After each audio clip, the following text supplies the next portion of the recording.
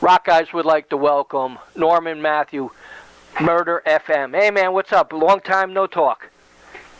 I know, man. I think the last time we spoke was like 4 years ago when the band just got started. Right. 2009. We reviewed the disc, and from there you just took off. I have no idea why we didn't keep in touch, but your career is looking going great. Yeah, man. We have been, knock on wood, extremely fortunate. I mean, we've made a lot of our own luck by going out there and digging the ditches and doing our due diligence in the business world, Right. But we've definitely been fortunate, I mean, in a climate and an industry, in the shambles that it is, so to speak, or at least the way everyone says it is. Right. It's like we've gone nowhere but up. Wow. I mean, you can see the progression. Like today I was on YouTube going back to the videos from 2009 and until up to now, and you could see how much the band has grown and matured over the years, and even the sound really got excellent. I mean, I love the first stuff that came out in 2009. So you just got better and better, and congratulations on that. So well, part of that was too, like, I think the reason that we have gone, like, up is because we've been building a brick at a time. Like, a band will naturally want to come out the gate swinging, all guns blazing.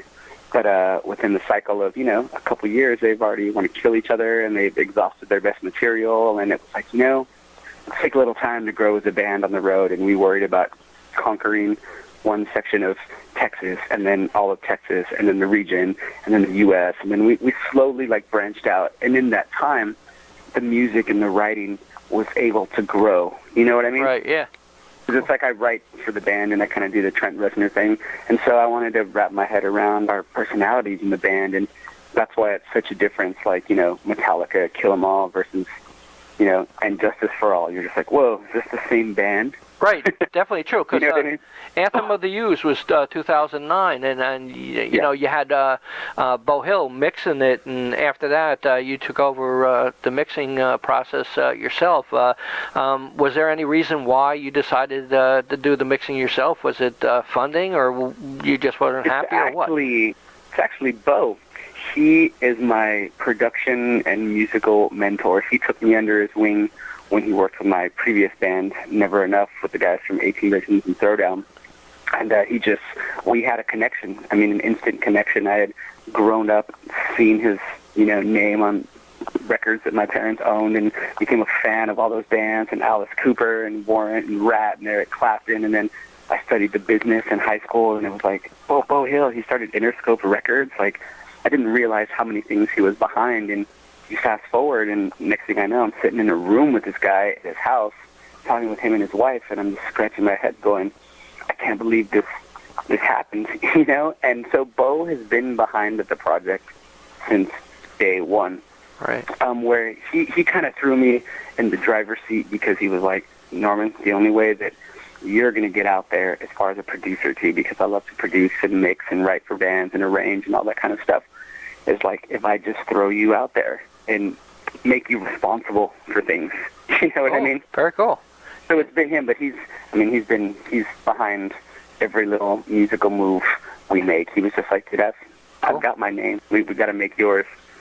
Wow, that's great. I mean, people cool. People who I interviewed tell me they they worked with Bo Hill, and you could hear in their voice how exciting they are. So yeah. That was pretty cool.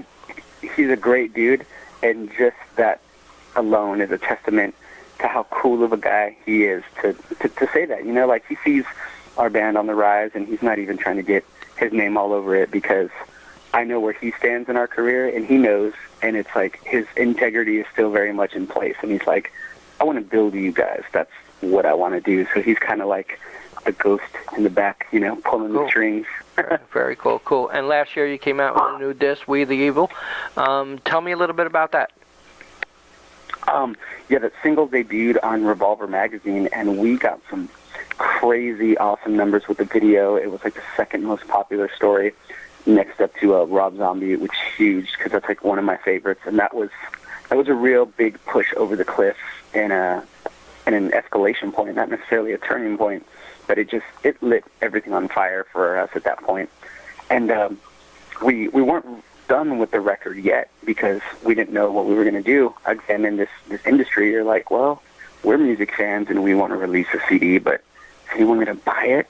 Is it just going to sit and collect digital dust, so to speak? You know what I mean? Yeah. So it's like, to me, I'm like, well, that's kind of ego of us to release a whole CD that people can download if we knowingly know they're only going to get the song that they know. Right. So it's like this fine line of walking, like, do people really want our material, or are we just being vain? You know what I mean? Like, we tread that line. We try to keep it real, and we're like, we want to put it out, but is it worth it? So, I mean, we ended up being on the road, and this has happened for us every time we're about to release a new record. Right. We ended up getting off great show offers, Hailstorm, Young Guns, and from that did some headlining tours and ended up going to Finland and had been the first U.S. band to do a trash fest. Cool. And we just, blink of an eye again, man. And it was like, all right, October, awesome. We haven't finished the record. So what we ended up doing was going back to the studio, and I tacked on like 5 more songs. And so we're releasing like a whole deluxe edition kind of disc. Cool. It's going to have Machine Gun Kisses, The Breaking and Twisted Love Story, We the Evil, which is the singles from that album, packaging it all up with like 12 new ones, and we're just putting out this one big, massive, huge release the right way. Great. You also have a new addition to your band? Yes, and I'm super stoked about it. Jason Shakes West from the Murder Dolls and Wednesday 13, man. Cool. I was reading all about it this morning. Shakes balls. Wow. So how's he fitting in? How's he fitting in so far? Dude, the rehearsals have been absolutely amazing. Wow. And I mean, we love our old drummer, Brandon. I mean, he was with us for years. But the thing that happened there, and it's actually not the typical rock and roll cliche. Right. We're great friends. We're great buds. It's just more opportunities were popping up for Murder FM, tour-wise, than, he wanted to deal with, and he kind of wanted to, like, start doing his own little solo project kind of thing and writing his music. And we were all about it. It was a completely amicable split. It wasn't one of those stupid things of like, I hate you, man. You're dumb. Fuck you. Well, I hate your songs. I hate playing that shit. It was just like, it came to a point for him where he was like, wow, this train is going to roll with Murder FM. Right. This is going to keep me busy from maybe being able to pursue some other musical things that I want to do. Right. You know what I mean? Yeah, definitely. Yeah. So it's great. I mean, and when his project comes out, we're going to totally support him and give him his love because it wasn't one of those weird things. But for Murder FM, having Jason on board too, man, that took us to another level. It was like, whoa. Great. Now you also you're also doing Nothing Can Stop Us tour. You start with Lords of the Lost and Fashion Bond. Yeah, that's a great tour too, man. We're very excited to be a part of that. That'll be our second U.S. tour within a couple months because we did one back in November and December. And we played with Lord of the Lost in Helsinki, Finland, and that's when we had met those guys. And we knew we were coming to the States with them, but we didn't know exactly when, exactly how it was going to go down. And just magically, it all came together yet again. Cool. Is there any other projects you got in the works? At the moment, I mean, I'm brewing 1,000 projects. I've produced a couple bands, The Never Ending, The Bombs, Vanna Red. I've got my own little, secret singer-songwriter kind of solo project things I like to work on, but the priority as far as my own musical projects is Murder FM, getting this record out. I mean, we're doing DVD, CD, everything. We're just going to package this thing to the hilt. Cool. Very cool. Yeah. When's the expected date? We're shooting for May. Right. And it'll be available through all outlets and your own site? Yes. Cool. Yeah, man. Everywhere that you can get music, you're going to be able to get it. Cool. So we're turning stones. Wow. So tell me a little bit about the evolution of the band. I mean, in the beginning, you really made an impact right from the beginning, for me at least, and you grew and grew. When fans go to city and try to collect them pictures with you and autographs, what's that feeling like? That is the most amazing feeling because we are doing what we do with the magical thing about our band, and this is the talk within the industry too, is that we're doing this all on zero marketing dollars. we are 100% cult following status at this point in our career. Wow. You know, anyone that has heard of the band has legitimately, like, become a fan, whether it's, you know, old school word of mouth or a friend rather than a cassette to cassette, sent a friend and, you know, an iTunes file or something or whatever. It's been completely organic because we don't have a big machine behind us. We don't have, you know, big label money behind us. You know, big PR, that kind of stuff. It's like, hey man, we've got us and our blood, sweat, and tears. And so it's an extra special feeling because the people that are our fans, you know, the cult that we have, they're really passionate about it. And I know that sounds kind of like cheesy and cliche, you know what I mean? Right. But they're not caught up in the moment of like, oh, this is the hot band right now, or oh, I saw them on the cover of Alternative Press and they're my new favorite band. It's like, they really like us. You know what I mean? They honestly really like us, and they followed us from the time they latch on until as long as we keep going. Because we'll play shows, and everyone knows the songs in the crowd, and, you know, we've had people come up to us, little Murder FM tattoos, or like, you know, I got this lyric, you know, tattooed on me, or I got this special T-shirt made, or just all kinds of crazy stuff to follow us from city to city. I mean, we've had people in other countries just ready for us, and you're like, what is this? Right. That's great. You know, that's got to be a big accomplishment just seeing that. It is because, like I said, man, you know, they're not blinded by the spectacle because we have no spectacle. You know what I mean? We're about as real as it gets, dude. We're a band. You're a fan. Check it out. You know? Cool. Do you feel more comfortable that basically you do get to do, you know, a majority of this stuff by yourself or as a band compared to a control over a record label? You know, I do, because I had been through the ringer before with Capitol Records and then with Koch, and so for me, I'm really gun shy when it comes to like labels and the whole machine. It's very much a necessary evil, but for me, I wanted to maybe create something with the band that would at least put us in the position of having a little bit or much more bargaining power should we ever enter that arena again.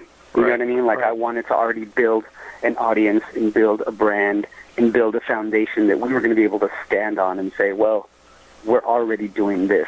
Can you make it better? If not, we're going to keep doing our thing. Like, I really wanted to be in control of our own destiny again, because so many times before, like, I wasn't, you know, I was 20 years old just going, oh my God, that sounds so great, let's do it. And 2 years later, there I am in litigation trying to get my master's.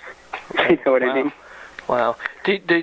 You know, looking at the band, you know, again, going back to the videos and stuff like that, you know, you grew from like kind of like a new wave industrial look into, you know, you look like goth and industrial, yet when you play your music, you could hear the great hooks and melodies and choruses. You know, are people deceived at all by the look compared to the music that the band is playing?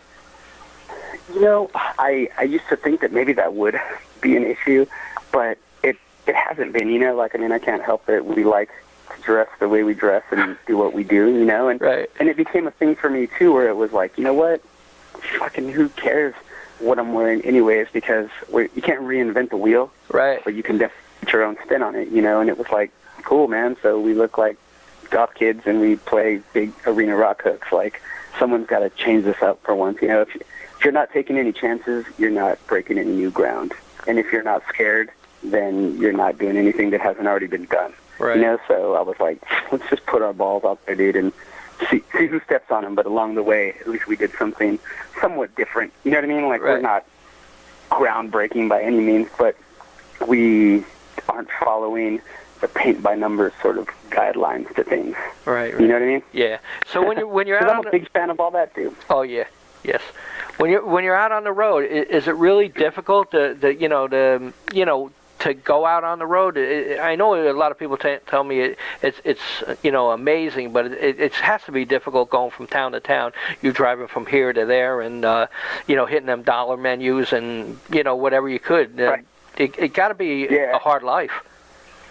You know, touring is a lot like getting tattoos. Anyone that tells you that it doesn't hurt is full of shit. It does. You know what I mean? Hell yeah. Yeah, it's a great feeling, and you're really psyched when it's over because of what you accomplished, you're like, yeah, we did it. But I mean, there's always something. It's never the performance though. Right. The performance is never the issue. It's the other 23 hours in the day. And again, you know, we keep it real, dude. We'll drive our own miles. We'll load our own gear. We'll sell our own merch. Like, we're not above anything. We're like, I come from the school of KISS, dude. I'm not just do it. I'll do it my damn self. Like, we're doing this, you know. So for us, it's, you know, or me personally, you know, it's a lot of work. And I mean, like, guys work hard. Like, the band works hard. Like, we don't really drink, smoke, or party, so we feel the effects a lot more too. Right. Oh, yeah. Because, you know, we're not numbing ourselves along the way. Like, when you see those bags in our eyes, like, we're actually really tired. and it wasn't from a good time. It's like, no, wow, I really have been up for 2 days straight. Wow. Because I've been doing business with our manager and on the overnight drive, catching a, you know, internet connection somewhere, and then doing this, and then you drove, and then I got sick, and then, you know what I mean? It's like, yeah. dude, Wow. Yeah.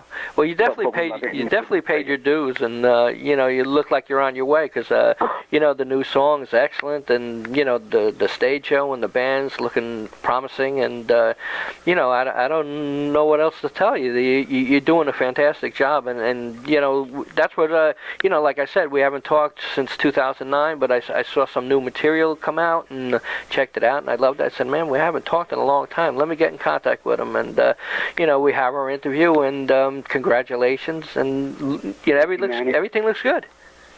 And you know, man, I'm glad that you did too, because I've been meaning to tell you for the longest time that you were getting a huge liner note in our CD, because you were actually one of the first 5 media outlets, and I remember this, that actually covered our band when we came out the gate.